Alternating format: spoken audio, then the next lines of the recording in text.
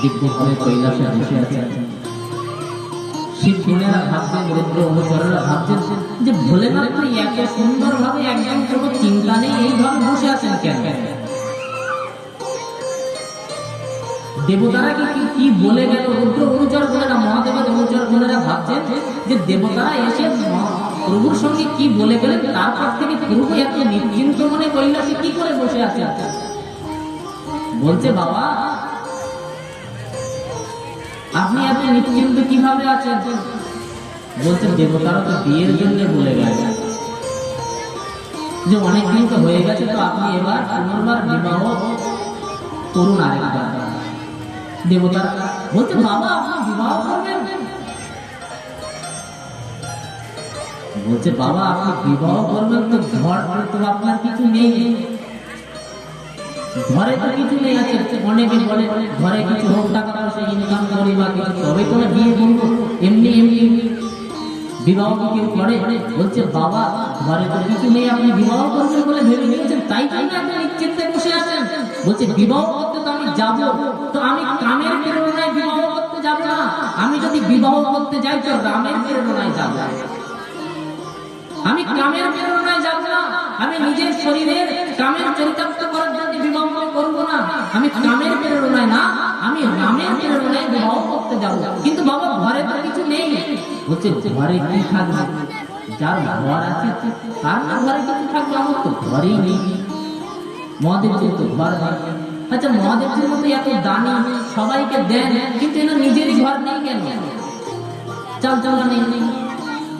মহাদেবজিরও ঘর ছিল। এই সোনার লঙ্কা কার? যে সোনার লঙ্কায় লঙ্কাধিপতি রাবণ বিরাজমান, কার এই সোনার লঙ্কা?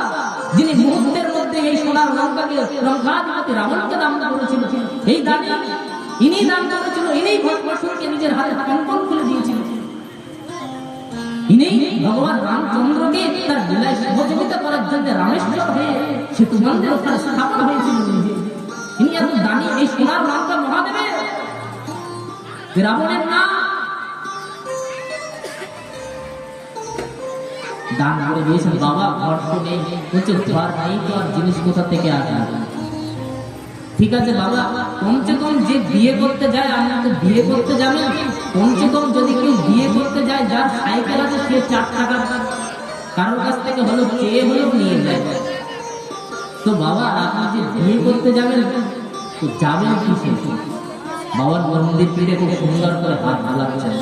বলছে কেন? মন্দির তো আছে, বিয়ে করতে যাবেন ষাঁড়ের পিঠে চড়ে? যাক ভালো কথা, বাবার মন্দির পিঠে যাবে, তাতে মহাদেবের বোনেরা সন্তুষ্ট হয়ে গেছে।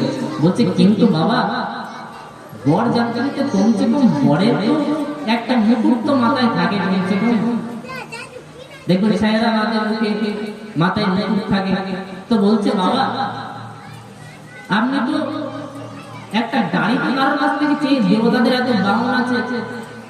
তো বলছে আমি যদি কারোর কাছ থেকে যদি চেয়ে যদি বর সাজি, তো কারোর কাছ থেকে কিছু চেয়ে নিয়ে গেলাম, নিয়ে বর হলাম, তো ওই চাওয়া জিনিস আর এই জিনিস পরে যার কাছ থেকে নিয়েছি সে আর আমাকে বরাবর হয়ে গেল। তাই জন্য চেয়ে নিয়ে বর সাজলাম, নিজের যা আছে সেটুকুনিতেই জমিদারি দেখাবো, তা না হলে দুদিন পর আবার বরাবরই হয়ে যায়। তো বলছে ভগবান বলছে মহাদেবজি যে মন্দির আছে, মন্দির দুটেই যাবে। ষাঁড়ের দিকে বাবা বিয়ে করতে যাবে, খুব ভালো কথা বাবা, একটা মুকুট তো কমসে কম না হলে আপনাকে মানাবে না, একটা মুকুট তো হোক। তো বলছে আপনি, আপনার তো স্বামী হলেন, উনি হলেন জগৎপতি, রাম তো আপনার প্রভু, উনি তো লক্ষ্মীপতি, তো ওনার কাছ থেকে কমসে কম একটা সোনার মুকুট তো আপনি চেয়ে নেন। বলছেন দেখো যদি আমি মুকুট পরে যদি যাই, সোনার মুকুট তো আমার এই মুকুট থেকে কারো হিংসা হবে, আর এই সোনার মুকুট যদি আমার মাথায় থেকে তোমরা পরাও তো আমার শরীরটা একটু অন্ধকারে খুলে যাবে। তো তাই জন্য আমার দরকার নেই মুকুটের, ওটা অন্য কারো হিংসা হতে পারে, আমি এত সেজে গুজে যাবো তো দরকার নেই, আমারও হিংসা হতে পারে, তো আমার দরকার নেই। তো বাবা কি করে তাহলে আপনি যাবেন? শিবপুরাণে সুন্দর করে বর্ণনা করছেন। তো বাবা বলছেন যে এই জটাটাকে নিজের মাথায় মুকুট সাজিয়ে নিয়েছেন বাবা, খুব সুন্দর করে বলছে এই চুলটা আমাদের মাথায় কেন চারিদিকে এদিক ওদিক হয়ে থাকে, চুলটা ভিতরে থাকে আর মাথার মধ্যে থাকে, তো বুদ্ধিটা কোথায় থাকে? আমাদের মাথার মস্তিষ্কের মধ্যে থাকে। তো মাথার মধ্যে চুল যেরকম এলোমেলো হয়ে থাকে চারিদিকে, বুদ্ধিটাও আমাদের এলোমেলো হয়ে গেছে। তা সেই বুদ্ধিটাকে বাবা একসঙ্গে পাকিয়ে জটা বানিয়ে সে বুদ্ধির একটা মুকুট বাবার মাথায় ধারণ করেছে। জটা জোট মুকুট বাবার মাথায়, জটার মুকুট। কিন্তু বিয়ে করতে যায় সায়রা, মুখটা ঢাকা থাকে, বলে বাবা তাহলে এটা কি, এটা না বলে বাবা হবে না, এটা কমছে কম কারোর কাছ থেকে, এটা ছোট একটা বিষয়, কারোর কাছ থেকে চেয়ে নেওয়া যেতে পারে। বাবা কি করলেন? ছোট ছোট সাপদেরকে টেনে টেনে বের করেছে। ছোট ছোট ডেঙ্গি সাপগুলো থাকে, বাবা তো সব চারিদিকে ভুজাঙ্গ চারিদিকে ঘুরে বেড়াচ্ছে। ছোট ছোট সাপগুলো কেঁচোর মতো নিয়ে জটার মাঝখানে সুন্দর করে ঘেন দিয়ে সামনে সায়রাকে রেখে দিয়েছে। দিয়ে বাবা বিয়ে করতে, বাবা একটু সাজা গোজা তো দরকার আছে। এবার কি করিয়েছে? বাবাকে চর্চা করিয়েছে, কিন্তু বাবার তো কোমরে একটা কারণ নেই যে সেটাতে বাবা বুঝে রাখবে ভাগবতটা। তো কি করবেন? বাবা সেই কাল সর্প দিয়ে বাবার বাজু বন্ধে যে সাপে ঝাপ ঝুলিয়ে রেখেছে, তারও নাম আছে, কোন সাপটা ঝুলিয়ে রেখেছে। তো বাবা কোমরে সে ভাগবতটাকে বেঁধে রেখেছে কাল, সর্পকে বলা হয় কাল। সে কালকে বাবা কোমরে বেঁধে রেখেছেন। কালকে নিজের কোমরে বসে বেঁধে রেখেছেন, সে ভাগবতটাকে কাল সর্প দিয়ে বাবা নিজের কোমরে খুব সুন্দর করে বেঁধে রেখেছেন ভাগবতটাকে। আর নন্দীরা এসে কি করেছে? নন্দী বিরোধীরা এসে, শিবের বোনের অনুচরজনেরা এসে খুব সুন্দর করে ভস্ম লেপন করে দিয়েছেন বাবার গায়ে। এই ভস্মটা বাবা কেন গায়ে লেপন করে রাখলেন? ভস্মই কেন করেন বাবা? গায়ে লাগিয়ে রাখলেন। ভস্ম না হলে শিব অভিষেক হয় না, ভস্ম লাগাতে হয় বাবার গায়ে। দিব্য বর্ণনা করলেন। তা বলছেন বাবা সেই ভস্ম আদি লাগিয়ে সমস্ত সে সাবের শৃঙ্গার করে বাবা এবার নন্দীর পিঠে দেবতাদের সঙ্গে নিয়ে নন্দীর পিঠে উঠে বিয়ে করতে যাচ্ছেন বাবা। কিন্তু বাবা বিয়ে করতে যাচ্ছেন ষাঁড়ের পিঠে চড়ে। ষাঁড়ের পিঠে চড়ে বিয়ে করতে যাচ্ছেন, কিন্তু ষাঁড়ের পিঠে উল্টো বসে আছেন। ষাঁড় যাচ্ছে এদিকে মুখ করে, বাবা ষাঁড়ের পেছনের দিকে মুখ করে আছেন। বাবা উল্টো বসে আছেন ষাঁড়ের পিঠে। কেন বাবা উল্টো বসে আছেন ষাঁড়ের পিঠে? আর বাবা যাচ্ছেন কার পিঠে চড়ে? ষাঁড়ের পিঠে। ষাঁড়কে কি বলেন? নন্দী। নন্দীকে আগে আমরা কি বলেছিলাম? নন্দী হলো সাক্ষাৎ ধর্মের স্বরূপ। আমরা ভাগবতে একটু শুনলাম না যে নন্দী আর সে গঙ্গাকার কথা? নন্দী হলে সাক্ষাৎ ধর্মের স্বরূপ। বাবা বিয়ে করতে যাচ্ছেন, কিন্তু কার পিঠে চড়ে? ধর্মের পিঠে চড়ে বাবা বিয়ে করতে যাচ্ছে। বলছে সংসার করতে তুমি যাও, সংসারের দুঃখ ভোগ তুমি করবে, কিন্তু কার পিঠে আড়ুল হয়ে? সংসার করতে যাব, কিন্তু ধর্মের পিঠে আড়ুল হয়ে। বাবা শিক্ষা দিচ্ছেন, না বললে কথাগুলো নাই। শেষ করলে তো 5 মিনিটে ভাগ করার বিশ্রাম হয়ে যেতে পারে। শর্ট করতে গেলে অনেক শর্ট করা যায়, খুব তাড়াতাড়ি করা যায়। কোন প্রসঙ্গ 2 ঘন্টাও টেনে নিয়ে যাওয়া যায়, কোন প্রসঙ্গ 2 মিনিটও বিশ্রাম করে দেওয়া যায়। সব রকম সুযোগ সুবিধা আছে, কলাকারী থাকলেই হলো। কেউ চতুর্থ দিবসে গিয়ে কৃষ্ণ সবে ভাগবতের মাহাত্ম্য বর্ণনা হয়, কেউ আবার একদিনে কৃষ্ণ জন্ম পর্যন্ত চলে যায় প্রথম দিবসে। এমন এমন কলাকার আছে, সব রকম করা যায়। কিন্তু বিষয় হলো বাবা বিয়ে করতে যাচ্ছেন, বিয়ে করতে যাব, কিন্তু কার উপরে ভর করে? ধর্মের উপরে ভর করে। কেন? এইবার আমার সংসার জীবন শুরু হবে, সংসার করতে যাব, কিন্তু ধর্মের উপরে ভর করে। বাবা দেখাতে দেখাতে যাচ্ছেন যে তুমি কিভাবে সংসারী হবে। সংসারী আমি, কিন্তু আমি সংসার করতে যাচ্ছি ধর্মের পিঠে বসে, ধর্মের পিঠে আলো হয়ে। নন্দী হলেন সাক্ষাৎ ধর্মের স্বরূপ। উল্টো বসে যাচ্ছেন। শিবের অনুচরগণ বলছেন, বাবা আপনি উল্টো বসে যাচ্ছেন। বলে না না, আমি উল্টো না, আমি ঠিকই সোজাই যাচ্ছি। বলে কিভাবে আপনি সোজা যাচ্ছেন? নন্দীর মুখ ওদিকে, নন্দীর পেছন দিকে আপনি মুখ করে আছেন। বলছে এখানে ভগবান নারায়ণ আছেন, ব্রহ্মাজি আছেন, বিষ্ণু আছেন, সমস্ত দেবতারা আছেন। আমি ওনাদের দিকে পেছন করে যেতে পারি? আমরা ভাগবত কথা শুনেছি, কিন্তু মহাদেবের দিকে পেছন করে দাঁড়িয়ে আছি অনেকে। কেন একটু ফাঁকা দিয়ে একটু চাইতে এসে দাঁড়ানো যায় না? অনেকে প্রণাম করছে ওদিকে ফিরে, ভাগবতের দিকে পেছন করে প্রণাম করছে। বিধান আছে। বাবা সামনের দিকে ঘুরে যাচ্ছেন না, কারণ সামনে তো বরযাত্রী নেই, বরযাত্রী তো বরের পেছন দিকে থাকে, কিন্তু বাবার সঙ্গে বরযাত্রী যাচ্ছেন সমস্ত দেবতারা, তো দেবতাদের দিকে পেছন করে কি যাওয়া যায়? তাই জন্য বাবা ধর্মের দিকে, ছাড়ের দিকে উল্টো বসে বাবা বিয়ে করতে যাচ্ছে। সমস্ত রুদ্র অনুচরকে নিয়ে এমন বাবার বিবাহ প্রসঙ্গ বর্ণনা করলেন, উদ্ভট বাবার বিবাহ প্রসঙ্গ, কিন্তু খুব সংক্ষেপে শ্রবণ করব।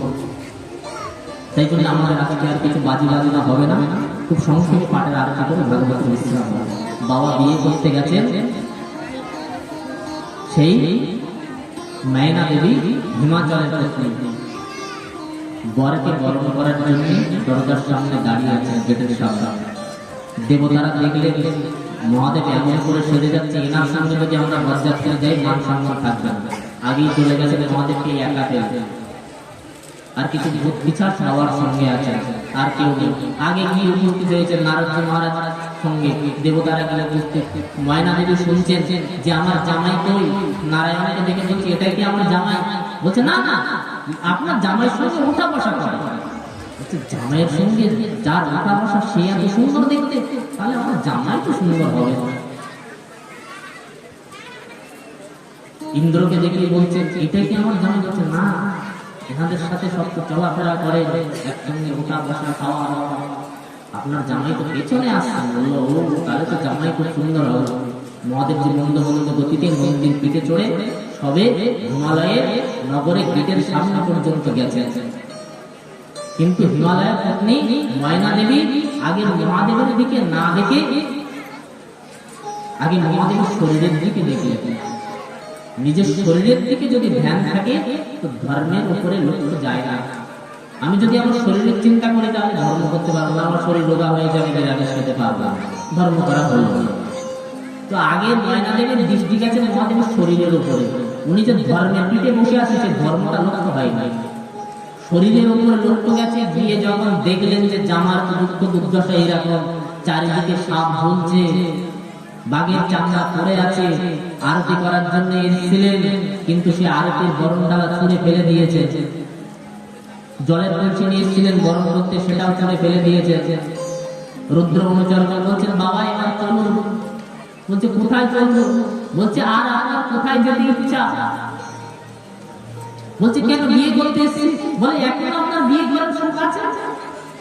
বলছে কেন, কি হলো? বলছে আপনার চোখে দেখতে পেলেন না আপনার শাশুড়ি ময়না দেবী ওই প্রদীপের ডালা আরতির পাত্র ছুঁড়ে আপনার সামনে ফেলে দিল, এটা তো অপমানের থেকে কিছু কম না। বলছে দেখো অপমান তোমার মনে হচ্ছে, কিন্তু বিন্দুমাত্র আমার মনে হলো না যে এটা অপমান। না, আমি অপমানিত বোধ করি।